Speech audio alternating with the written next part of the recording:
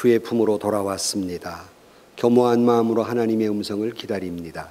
귀한 자리 부족한 종을 세워주셨사오니 성령께서 임하셔서 말씀하여 주옵소서. 사람의 말은 가리워 주시고 하나님의 음성만이 들려지게 하여 주옵소서. 예수님의 이름으로 기도하옵나이다. 아멘. 할렐루야. 오늘 아침도 주님의 은혜가 우리 가운데 충만하시기를 간절히 축복합니다.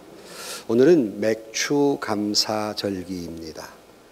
지나간 한 해 동안에 반년 동안에 주신 은혜를 깊이 생각하고 감사하는 절기가 되기를 간절히 축복합니다. 어느 내외가 아들이 하나 있었는데 그 아들이 그만 전쟁에 나가게 됐습니다.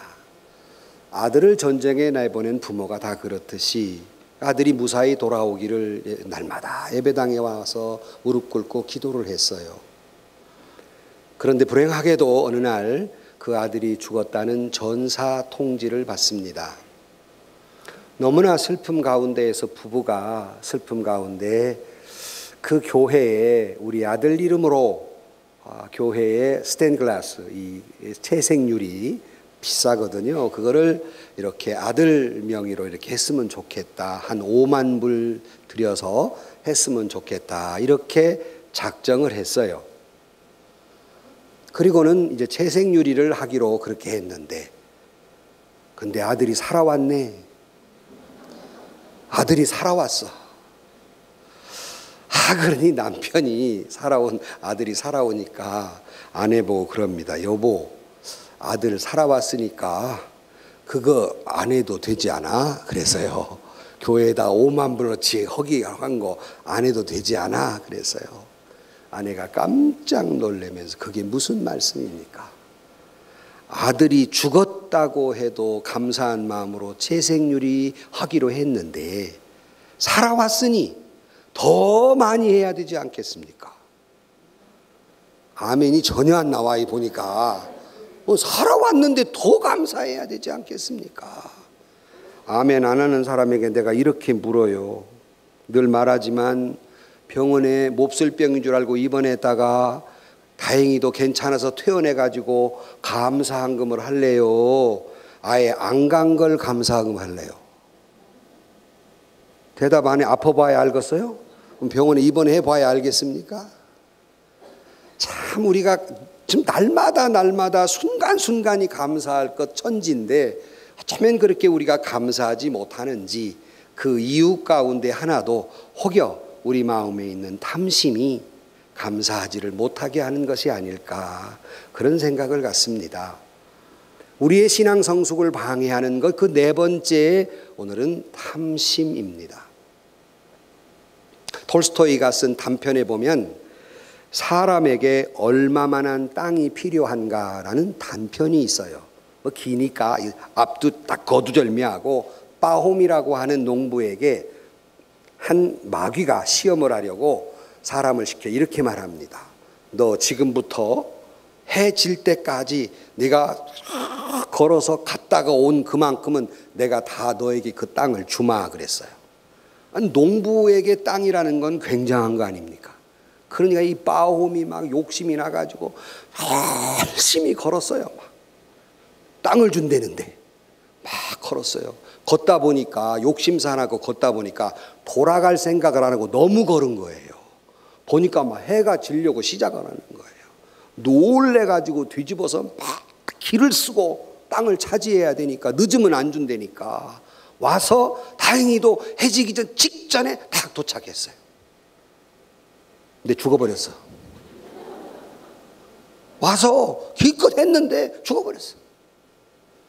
결국 빠홈이라고 하는 농부는 2m짜리 땅만 차지하고 무덤에 들어갈 수밖에 없었습니다. 우리는 왜 그렇게 빠홈이라는 농부가 이렇게 어리석을까? 왜 사람이 그럴까라고 우리는 웃지만 빠홈의 모습은 곧 저의 모습이고 여러분의 모습이에요. 무엇이 중요하고 무엇이 중요하지 않는가를 잘 몰라요. 여기 돌스토이의 단편의 소설의 제목처럼 사람에게 얼마만한 땅이 필요한가 여러분에게 묻습니다. 여러분은 얼마만한 땅이 필요합니까? 몇 평이나 있으면 좋겠습니까? 저야 실소유된 땅 제 한 평도 없지만 여러분에게는 얼마만 땅이 필요합니까? 정말 우리가 무엇이 중요한가?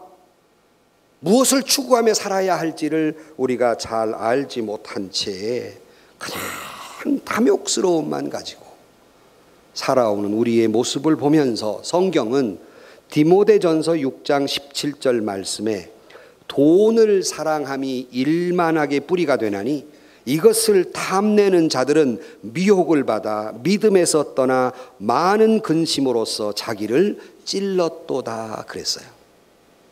그러니까 사람들이 돈을 사랑하는 탐심이 일만하게 뿌리가 되고 이것 때문에 미혹을 받아 믿음을 떠났다. 이것이 자꾸 찌른다. 다시 말하면 신앙이 성숙되지 못하는 거예요.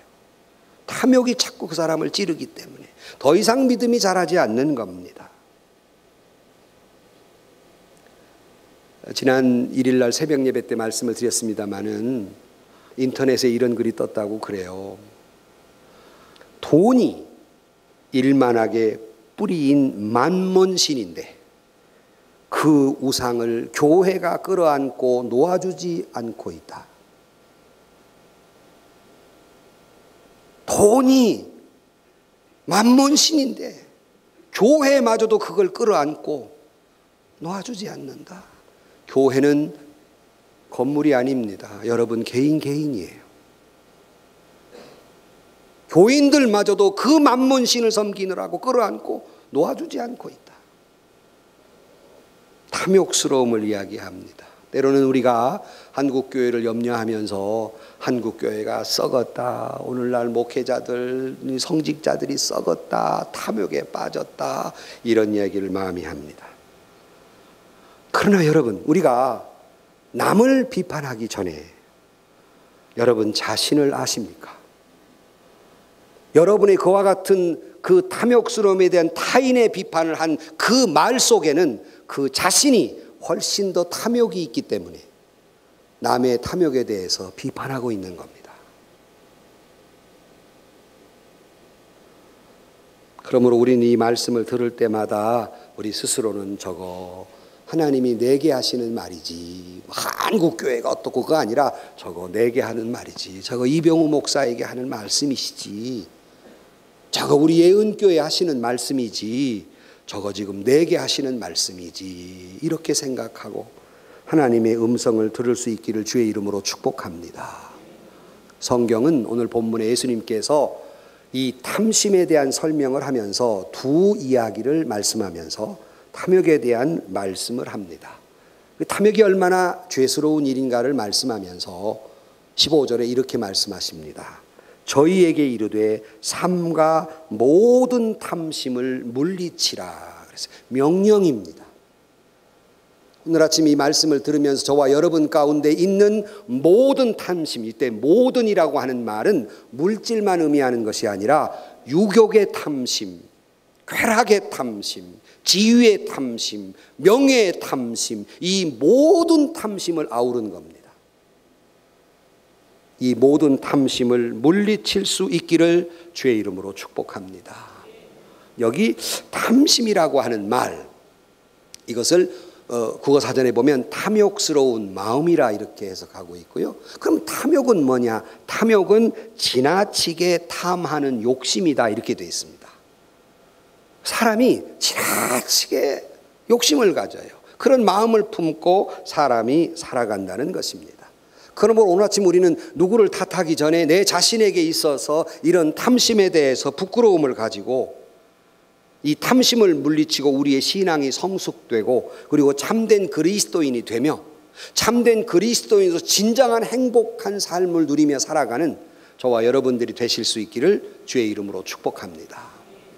첫 번째로 오늘 본문의 탐심의 이 문제가 뭐냐면 첫째로 본문에 나오는 대로만 첫째로는 탐심은 모든 부모와 형제와 이웃의 관계가 끊어지는 것이 이 탐심 때문입니다. 그 모든 걸 잃게 만들어요. 부모도 잃게 만들어요. 형제도 잃게 만들어요. 친척도 잃게 만들어요. 아니 교우들도 교회마저 잃게 만들어요. 이게 탐심입니다. 오늘 본문 이야기는 첫 번째 얘기는 이렇게 시작이 됩니다. 오늘 본문 13절에 보면 무리 중에 한 사람이 이르되 선생님 내 형을 명하여 유업을 나와 나누게 하소서 하니 그랬어요. 이 전후 모든 사정을 볼 때는 이야기는 이렇습니다. 아마 부모님이 돌아가신 것 같아요.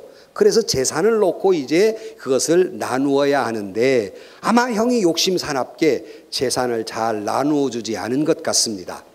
요즘은 과거와 달라서 요즘은 뭐 모든 자녀에게 재산 분배가 다 뭐 딸이든 아들은 1대1로 다 이렇게 분배하지만 이 당시에 이 말이 나오는 이 당시에 재산의 분배권은 여성에게는 자격이 없고 큰아들 작은아들에게 자격이 있는데 부모의 재산의 3분의 2가 큰아들 몫이고 3분의 1이 작은아들 몫이었어요. 난 이 대목에서 별로 안 좋아. 왜냐면 내가 작은아들이거든. 근데 이 형이 그것도 욕심을 내서 아마 다 소유한 것 같아요. 그러니까 화가 난 동생이 예수님한테 찾아와 가지고 우리 형이 이랬으니 말이지 이거 똑바로 나누게 해달라고 재판해달라는 거예요. 예수님 앞에서까지 탐욕스러움입니다. 교회 나오신 여러분, 하나님 앞에서 여러분 탐욕스러움이 없으십니까? 주님 앞에 나온 여러분의 마음속에는 탐욕이 없으십니까? 여기 둘째 아들이 예수님께 나왔을 때 예수님은 말씀의 전문맥을 보면 그 형의 탐욕스러움에 대해서 네가 말하고 있지만 말하는 너에게도 탐욕이 있다 하는 말이에요. 아까 말씀드렸죠. 남의 탐욕을 이야기하지 말라고. 그 말하는 자기에게 탐욕스러움이 있다. 왜 그렇게 불평을 합니까? 자기에게 탐욕이 없는데. 자기에게 탐욕이 있기 때문에 불평을 하는 거예요. 탐욕이 없는 사람은 불평도 안 해요. 그래서 15절에 주님께서 저희에게 이르시되 삼가 모든 탐심을 물리치라. 그래서 그 말은 너희 형도 탐심이 있지만 너도 탐심이 있다. 그런 이것을 물리치라 말씀하고 있습니다. 그러니 이거 재산 놓고 부모도 없고 형제도 없고 신랑각시도 없고 그래요. 그래 이 탐심 때문에 여러분 재판권 가운데 많은 경우가 재산 분배 때문에 얼마나 많이 싸워요. 삼촌 조카가 얼마나 많이 싸워요. 재산하고 고소하고 고발하는 사건이 얼마나 많아요. 어디 그뿐입니까? 제가 경험한 건데 어느 할머니가 돌아가셨다고 그래서 바로 가서 임종예배를 드려가지고 이미 숨이 거두셨어요. 근데 자매간에 막 싸우는 거예요. 머리끄댕이 잡고. 아직 어머니 시체가 아직 지금 따뜻한데 왜 그러냐고 그랬더니 어떤 년이 어머니 이빨 빼갔냐 이거요. 어머니 금이빨 빼갔다 이거요. 어떤 것이 어머니 금반지 분명히 여기 있었는데 언제 누가 빼갔냐 이거요. 이럴 수가 있습니까 세상에. 인간의 탐욕이에요. 어디 그뿐입니까? 아직 시체 땅에 묻지도 않았는데 이거 온 부조금 누가 얼마나 가져가냐 이거예요. 흔한 일이에요. 이거는 리얼이에요. 사실이냐? 사실이에요. 리얼이에요. 다 일어난 일이에요. 얼마나 부끄럽고 얼마나 창피하고 얼마나 입에 담기도 부끄러운 얘기입니까? 미안하지만 모든 사람들의 마음속에 그게 있어요. 부모도 없어요. 형제도 없어요. 오죽했으면 한 여성은 보험을 들고 자기 시어머니를 죽이고 남편을 죽이고 붙잡히니까 그가 하는 말이 차라리 잘 됐습니다. 왜? 내가 잡히지 않았더라면 또 다른 죄를 지었을 건데. 컨트롤이 안 되는 거예요. 이 탐욕스러움이. 탐욕은 모든 관계를 끊어요. 부모도 형제도 교우들 관계도 다 끊어버립니다. 조금 확장하면 이 탐욕은 그러기에 이웃과의 관계를 단절시키는데 그 내용이 그 다음 16절, 17절 이하에 한 부자의 이야기가 나오는데 한 부자가 농사가 잘 됐어요. 그래서 막 곡관을 짓고 곡관이 모자랄 정도로 잘 되니까 곡관을 짓고 이런 이야기가 있는데 그 짧은 구절에 나의 소유격 마이, 내 것이라는 말이 무려 5번, 7번이 나와요. 그 짧은 구절에 내 것이라는 겁니다. 나만을 위한 것이라는 거예요. 털끝만치도 이웃의 생각이 없습니다. 부자는 오직 자기를 위해 살고 자기만을 위해 살고 자기 혼자 살고 자기만이 즐기려고 하는 내용이 오늘 17절로 19절 말씀입니다. 그의 독백이 이렇습니다. 또 내가 내 영혼에게 이르되 영혼아 여러 해 쓸 물건이 많이 쌓아두었으니 평안히 쉬고 먹고 마시고 즐거워하자. 이 말에는 이웃은 없는 겁니다. 자기만 있어요. 이 물질을 가지고 자기만 평안히 쉬고 자기만 먹고 자기만 마시고 자기만 즐거워하고 쾌락에 향락에 빠져 살자 하고 흡족하게 생각하는 거예요. 여기에는 이웃은 없습니다. 가난한 사람의 눈물과 호소소리에 귀를 닫고 눈을 닫고 있다는 사실입니다. 다른 사람의 행복에는 전혀 관심이 없어요. 자기 자신만의 행복, 자기 자신만의 기쁨, 자기 자신만의 만족, 자기 자신만의 미래만 있을 뿐 이웃은 없는 사람이에요. 탐욕은 모든 이웃과의 관계를 끊어버리는 죄입니다. 안토니 드 멜로라고 하는 사람이 쓴 글에 보면 어떤 사람이 길을 지나가다가 다이아몬드를 주웠대요. 막 카르트가 막 크대. 얼마나 큰지는 모르겠다. 크대 좌우지간에. 주워가지고 이건 여러분 고민이자 여러분 주우면 어떡할래요? 교회 옆에 보니까 누가 다이아몬드 반지 놓고 갔어. 어떡할래요? 시험 들지. 줬어요. 이거 어떡하냐? 근데 이 사람이 당시의 법이 뭐냐면 누가 어떤 걸 습득하면 사람만이 있는 광장에 가서 내가 이 다이아몬드 반지를 주웠다고 주인이 누구냐 하고 외쳐야 되고 외쳤는데도 주인이 안 나오면 자기 것이 된대요. 고민이잖아요. 나 같으면 외쳤을까? 여러분은 외쳤을까요? 아니, 고민했어요. 근데 가서 외치긴 외쳤어. 가서 와 주인이라고. 언제 외쳤냐? 다른 사람 다 잠잘 때. 광장에 아무도 없을 때. 누가 다이아몬드 반지. 법이 그러니까 법대로는 한 거예요. 법에 안 걸리려고. 다이아몬드 주인이 누구냐? 다 잠자니 누가 대답해요. 근데 누가 안 자고 있었대. 그래가지고 문을 뺏고 뭐요? 그랬어요. 당신 뭐라고 그랬어요? 그러니까 놀래가지고 너하고는 아무 상관이 없으니까 들어가라고. 내가 지금 답답해서 소리친 거라고. 인간의 탐욕입니다. 전혀 이웃은 상관없는 거예요. 나만이 만족하고 나만을 위해 살아가는 사람들. 이웃이야 잘 살든 죽든 상관이 없어요. 옆에 수재가 들었던 또는 재해가 왔던 지진이 왔던 해일이 왔던 기아가 왔던 아무 상관없어요. 내 먹을 것만 챙기면 됩니다. 여러분 이 지구촌에 60억 인구 가운데에서 10분의 1 그러니까 약 6억 명의 인구가 잠에 배고픈 창자를 끌어안고 잘 수밖에 없는 그런 배고픔이 있어요. 하나님이 이 지구촌에 먹을 걸 안 주어서 그럴까요? 넘쳐납니다. 너무 넘쳐나서 밀값이 내려갈까 봐 태평양 바다에 빠뜨려요. 먹을 것이 없어서 기갈이 아니라 인간의 탐욕 때문에 많은 사람이 기아에 허덕이고 있어요. 뿐만 아니라 날마다 4만 명 정도의 사람이 기아로 죽어간다는 사실을 알고 계십니까? 왜? 지구촌에 먹을 것이 없어서가 아니라 인간의 탐욕 때문에. 안 주어요. 이 세상에 태어나는 100명 가운데에 40명의 어린아이들이 그 싸디싼 비타민 A 하나를 못 먹어서 평생 장님으로 살아갑니다. 왜? 인간의 탐욕스러움 때문에.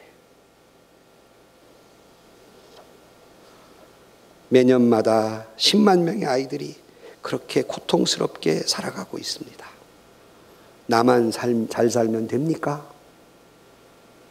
탐욕입니다. 우리는 이웃에 대해서 관심을 가져야 합니다. 이웃의 슬픔에도 이웃의 아픔에도 귀를 기울여야 해요. 주님의 가르치심이 이웃을 내 몸과 같이 사랑하라고 말씀했는데 오늘 우리는 탐심으로 자기밖에는 몰라요. 자기를 넘어서지를 못해요. 자기중심적이며 이기적인 가운데 살아서 모든 이웃과의 관계가 파괴되고 이 때문에 인간은 비참한 최후를 맞게 되는 것입니다.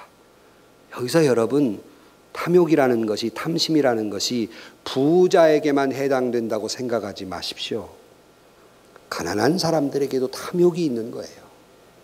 누구 탓이라고 누구만 탐욕이 있다고 하지 마십시오. 우리나라의 재벌 기업들만 탐욕이 있는 것이 아니라 미안하지만 모든 사람에게 탐욕이 있어요. 그러므로 여러분, 주님은 말씀하십니다. 사람의 생명이 그 소유에 넉넉한 데 있지 않다라는 말씀은 인간의 행복은 그 소유에 많고 적음에 있지 않다라고 우리에게 가르칩니다. 여러분, 가난해도 얼마든지 행복할 수 있고요. 돈이 많아도 불행할 수밖에 없는 사람들이 있는 거예요. 그러므로 행복이라고 하는 것이 소유에 있지 않다는 거예요. 그러므로 여러분, 탐욕스러움 때문에 모든 나 외의 이웃과의 관계에 끊어지는 어리석은 삶을 살지 마시고 탐욕을 물리치고 예수님 마음으로 많은 사람들과 함께 행복을 누리며 사는 저와 여러분들이 되시기를 주의 이름으로 축원합니다. 두 번째, 이 탐욕스러움은 우리 인간과 이웃과의 관계를 끊어버릴 뿐만 아니라 하나님과의 관계도 끊깁니다. 다시 말하면 조금 전에 우리 주제대로 믿음의 성숙이 이루어지지 않아요. 탐욕이 우리의 믿음마저, 하나님마저 잃게 만들고 맙니다. 조금 전에 이 부자가 뭐라고 말하고 있는지 다시 보면 평안히 쉬고 먹고 마시고 즐거워하자. 이 말에는 이 땅의 현세 것만 있습니다. 하나님 나라에 대해서는 눈꼽만치도 관심이 없어요. 내게 반드시 찾아올 것이라는 죽음이라고 하는 것은 생각도 하지 않습니다. 죽음을 준비해야 될 생각은 눈꼽만치도 없어요. 하나님 나라에 대한 생각은 눈꼽만치도 없어요. 다만 내가 오늘 먹고 마시고 쉬고 즐거워하는 것, 엔조이하는 것, 나만이 배부르고 나만이 편히 쉬고 나만이 마음껏 마시고 향락을 누리는 것에만 온통 관심이 있어요. 이때 주님은 이렇게 경고합니다. 누가복음 9장 25절 말씀에 사람이 만일 온 천하를 얻고도 자기를 잃든지 빼앗기든지 하면 무엇이 유익하리요? 그랬어요. 사람들은 자기의 부요를 놓고 자기만은 천년 만년 살 것처럼 생각해요. 이처럼 어리석은 사람이 없어요. 그러기에 오늘 본문에 주님께서 어리석은 자여, 20절에 이 어리석은 자여, 오늘 밤 내 영혼을 도로 찾으리니 그러면 내 예비한 것이 네 것이 되겠느냐 하셨으니 그랬어요. 이 어리석은 자여, 죽음이 문 앞에 있는데 그걸 모르고 있다는 겁니다.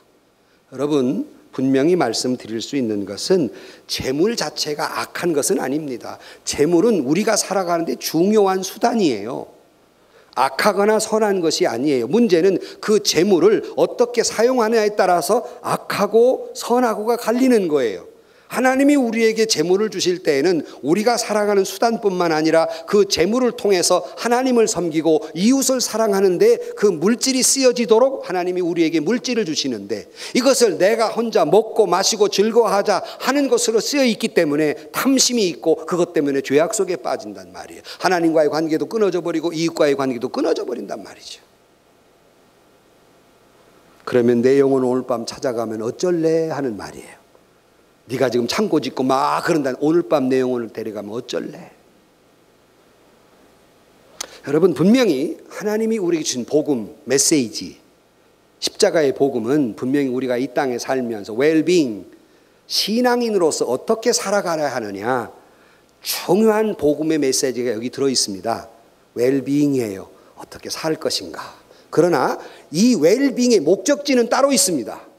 복음의 목적지가 따로 있다고요. 복음은 우리가 크리스찬으로서의 어떻게 살아가야 하는가가 쭉 기록이 되다가 마지막 골, 그것은 웰빙이 아니라 웰다잉이에요. 내가 어떤 모습으로 죽을까 하냐.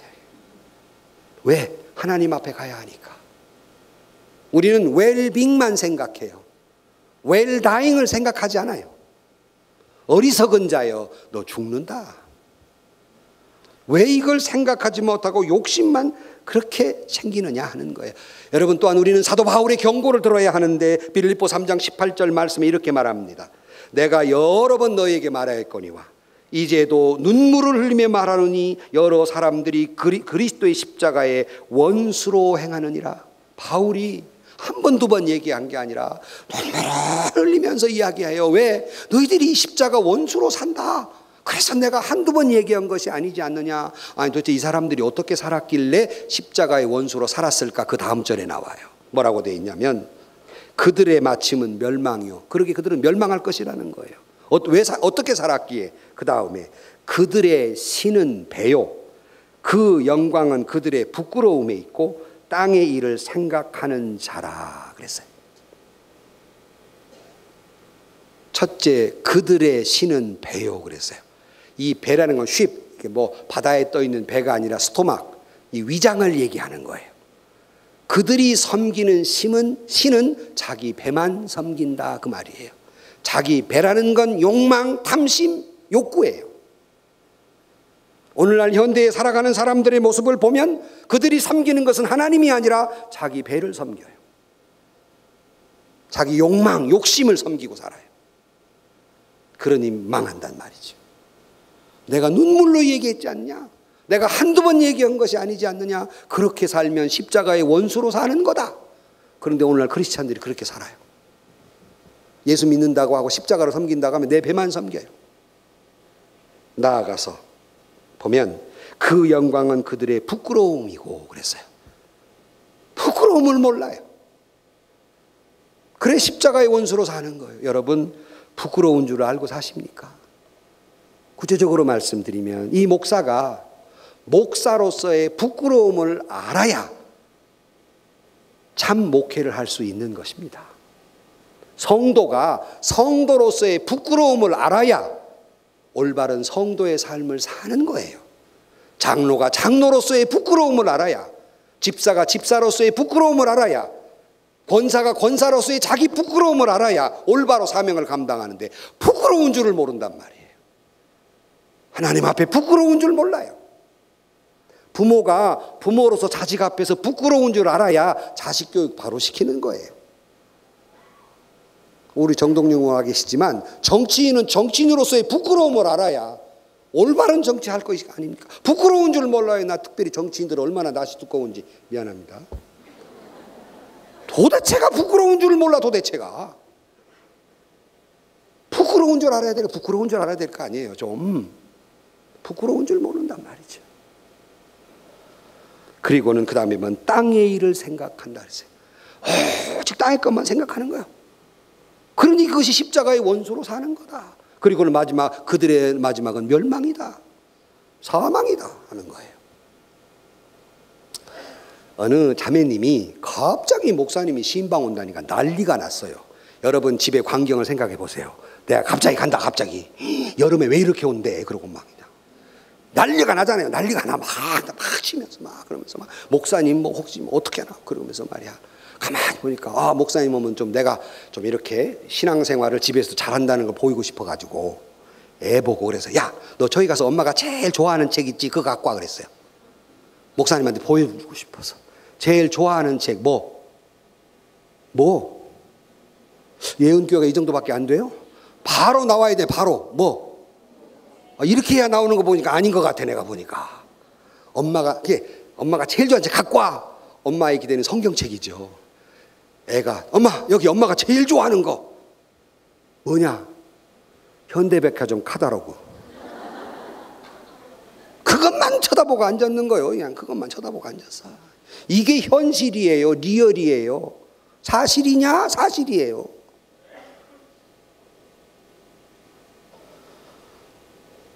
이 탐심이 우리의 신앙을 잘하지 못하게 하고 하나님과 관계를 멀어지게 해서 멸망한다. 예수님과 원수로 살게 만든다는 말입니다. 여러분, 탐심을 물리치고 하나님을 잃어버린 사람이 아니라 탐심을 물리치고 주님과 동행하며 살아가는 저와 여러분들이 되시기를 주의 이름으로 축원합니다. 그러면 우리는 그럼 어떻게 탐식을 물리치나? 죄송하지만 이 이병우 목사도 탐심에 자유롭지 못해요. 여러분도 탐심에 자유롭지 못해요. 누가 감히 이 탐심에 자유롭다고 하겠습니까? 면벽을 하고 수도 생활을 해도 탐심에는 자유롭지를 못한 거예요. 어떻게 이 탐심에서 자유로울 수 있을까? 로마서 7장 8절에는 그러나 죄가 기회를 타서 계명으로 말미암아 내 속에서 온갖 탐심을 이루었다. 그러니까 내게 있는 탐심은 사탄이 죄 가운데 나에게 탐심을 이루게 했다는 거예요. 요 안에서. 갈라디아 5장 24절 그러므로 그리스도 예수의 사람은 육체와 함께 그 정욕과 탐심을 십자가에 못 박았느니라. 그러니까 죄가 우리 안에 탐심을 만들어 놨으니 정말 예수 믿는 사람은 이 탐욕을 십자가에 못 박은 사람이다 그랬어요. 그럼 여러분에게 물어요. 그러면 여러분은 여러분의 안에 있는 이 탐욕과 탐심을 십자가에 못 박으셨습니까? 이걸 못 박아야 되는데, 이거 탐심을 물리쳐야 하는데, 골로새 3장 5절에 이렇게 말합니다. 그러므로 땅에 있는 지체를 죽이라. 곧 음란과 부정과 사욕과 악한 정욕과 탐심이니 탐심은 우상숭배니라 그랬어요. 그러니까 금송아지를 만들어 놓는 게 우상숭배가 아니라 우리 안에 있는 탐심이 우상숭배니라. 여기서 여러분, 나는 우상숭배하지 않는다고 자신할 사람이 누가 있습니까? 내가 금송아지한테는 절하지 않아서 우상숭배하지 않아서 그거 할 수 있겠지만 내 안에 있는 탐심을 십자가에 못 박으셨습니까? 탐심은 우상숭배니라. 하나님이 그렇게 싫어하는 우상숭배니라 그랬습니다. 어떻게 이걸 해결할 수 있을까? 오늘 본문의 예수님의 마지막 결론에서 우리에게 힌트를 줍니다. 21절 자기를 위하여 재물을 쌓아두고 하나님께 대하여 부요하지 못한 자가 이와 같으니라. 무슨 말이냐면 이 탐심을 물리치 못하는 사람은 재물을 쌓아두고 하나님께는 부요하지 못하기 때문이다 하는 거예요. 이걸 역으로 보십시다. 그러면 이 탐심을 물리치려면 하나님으로부터 부요한 자가 되어야 한다는 말씀입니다. 역으로 봐서. 그러면 우리에게 탐심이 있는 것은 하나님으로 부요한 자가 아니기 때문이다. 하나님을 향하여 형편없이 빈곤한 사람이기 때문이다. 다른 말로 말하면 믿음이 형편없기 때문이다. 그런 말이에요. 그래서 어리석은 삶을 사는 거예요. 여러분, 여러분의 탐심은 여러분의 신앙을 잴 수 있는 척도예요. 이렇게 설명하면 조금 이해가 안 가니까 테레사 수녀의 이야기를 해볼게요. 테레사 수녀가 미국의 전국을 이렇게 돌아다니는데 중부지방에 갔을 때 거기에 한 부자를 만났어요.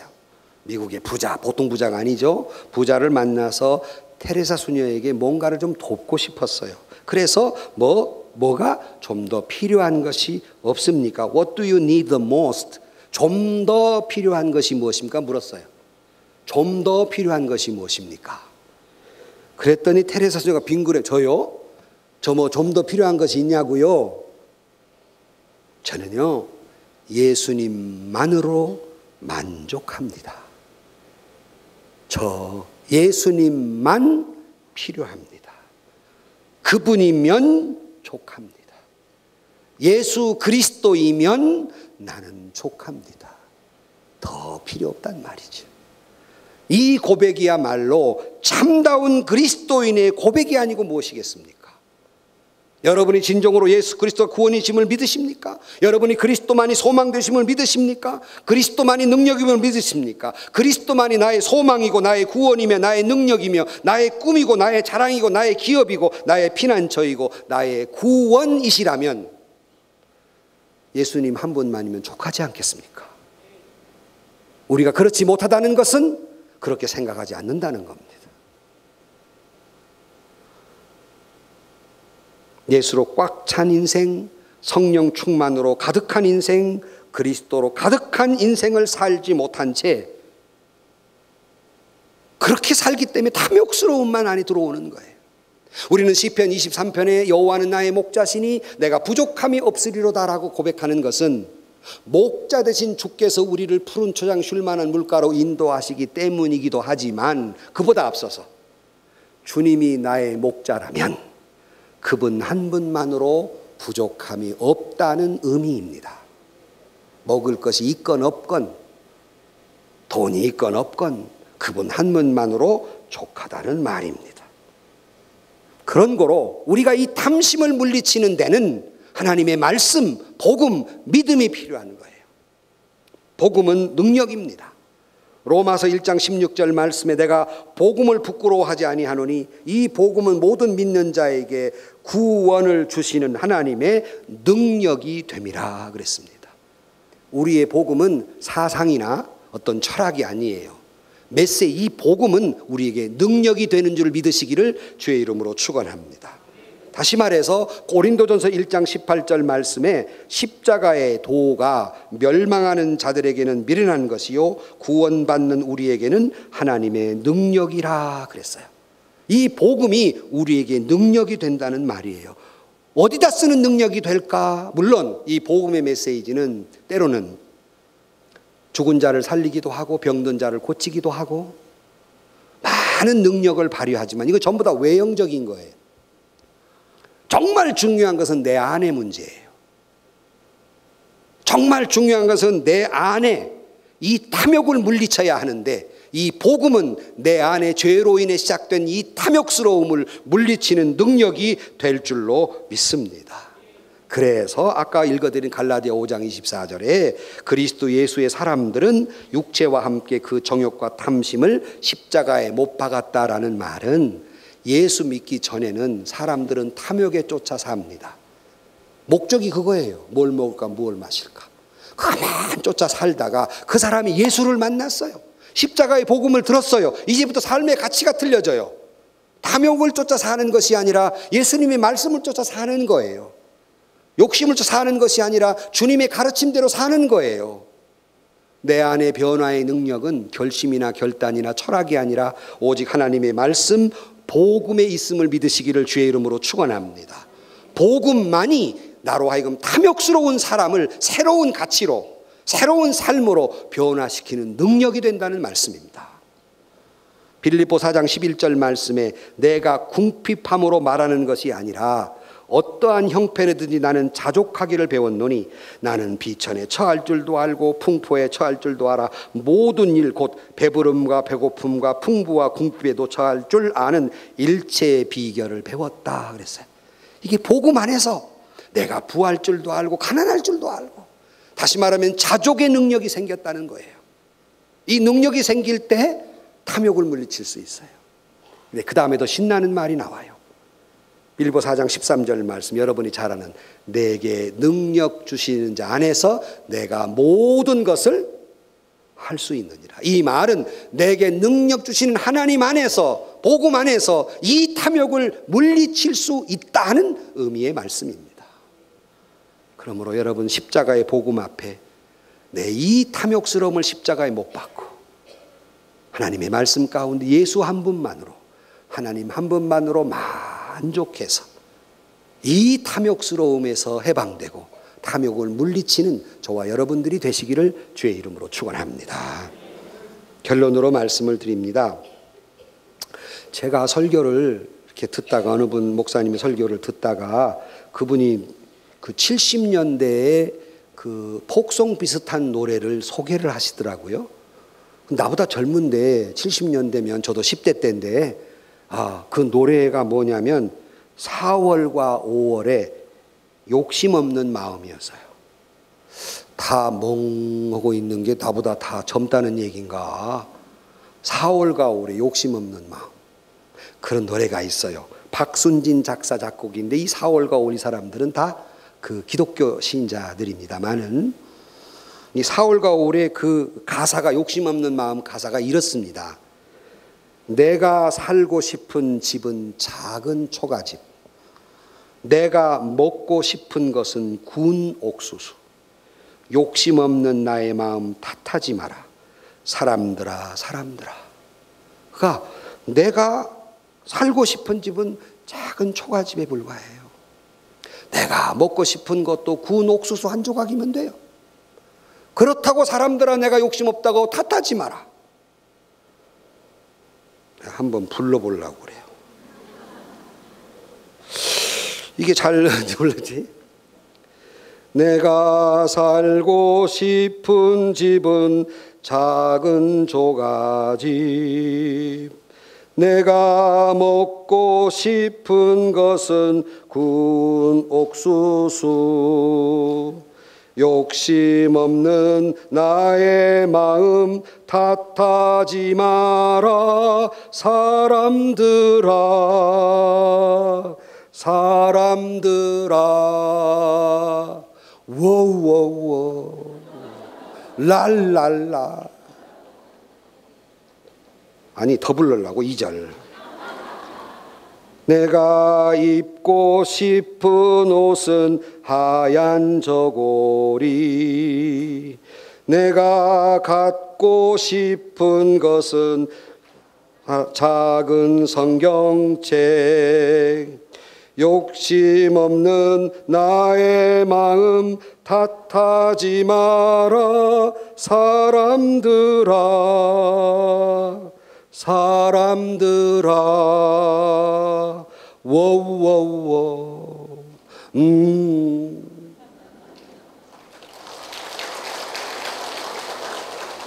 난 또 설교도 중에 노래 부르고 박수 받기는 또 처음이네 또 이제. 내가 먹고 싶은 것 옥수수 하나, 살고 싶은 것 초가집 하나, 내가 입고 싶은 하얀 저고리 하나면 돼. 내가 가지고 싶은 것은 작은 성경책. 이게 복음성가가 아닙니다. 일반 가요예요. 그러면 족하지 않겠습니까? 예수로 충만한 사람은 그것으로 족하지 않겠습니까? 더 이상 무엇을 욕심내겠습니까? 금송아지가 우상이 아니라 내 마음에 있는 탐심이 우상입니다. 우리는 기도해야 합니다. 하나님 우리를 도와주소서. 저는 기도합니다. 하나님 나를 도와주소서. 목사로서 부끄럽지 않게 해주시고, 목회할 때도 목사로서 부끄럽지 않게 하시고, 목회를 마칠 때에도 목사로서 부끄럽지 않게 해주옵소서. 여러분도 기도하셔야 됩니다. 하나님 나로 하여금 부끄럽지 않는 성도가 되게 해주옵소서. 이 땅에 있을 때나 주님 나라 갈 때나 부끄럽지 않게 해주옵소서. 주님으로 풍족함으로 말미암아 믿음이 성숙되고 이웃에게 하나님의 사랑과 생명을 나누어주는 사람이야말로 이 땅의 최고의 부자가 아니겠습니까? 탐심을 물리치고 진정한 행복, 진정한 신앙인으로 살아가는 저와 여러분들이 되시기를 주의 이름으로 간절히 축원합니다. 세상에서 시달린 친구들아 위로의 주님 바라보아라. 눈을 들어 주를 보라. 하늘의 모든 염려 주께 맡겨라. 슬플 때에 주님의 얼굴 보라. 사랑의 주님 안식 주리라.